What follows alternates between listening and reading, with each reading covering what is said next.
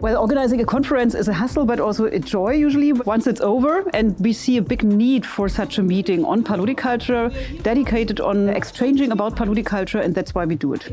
Since 2013, there has been a lot of development on paludiculture. So it started as a conference here on reed with very small niche examples. Now we have large-scale implementation projects in Germany. We have the Paludinet. We have a business alliance on paludiculture, hopefully much more state funding for rewetting soon.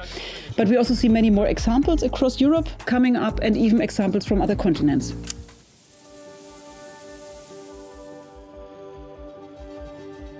So we are talking about a long-term transformation which will take 15, 20, 25 years.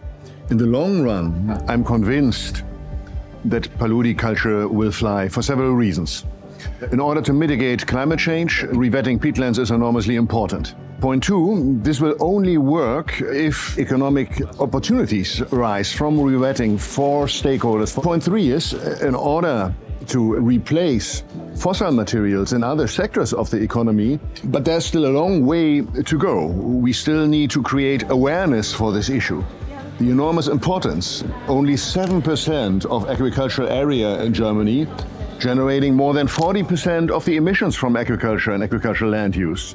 At the EU level, only 2% of the land, creating more than 20% of the emissions. This is a great conference, and there are standards for scientific conferences. Scientists exchange on the state of knowledge, and there's a very international audience here. Hello, I'm Lorna Parker and I've come from the UK. I'm the project manager for the Great Fen project for the Wildlife Trust.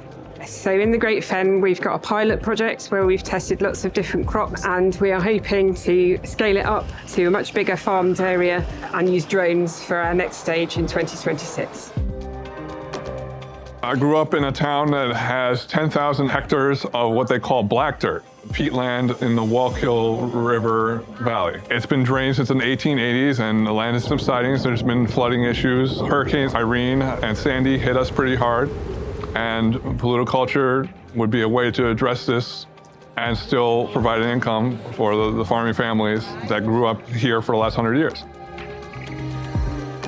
Yes, I've come all the way from Africa, Kenya specifically, for this conference because we are lagging behind in terms of peatland conservation.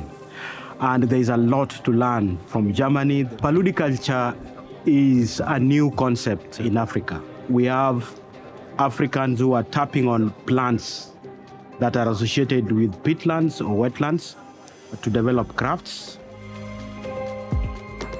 Paludiculture and paludicrop value chains, they are very efficient in storing carbon. They are very efficient in mitigating climate change. They are much more efficient in reducing emission than, for example, forest or arable lands.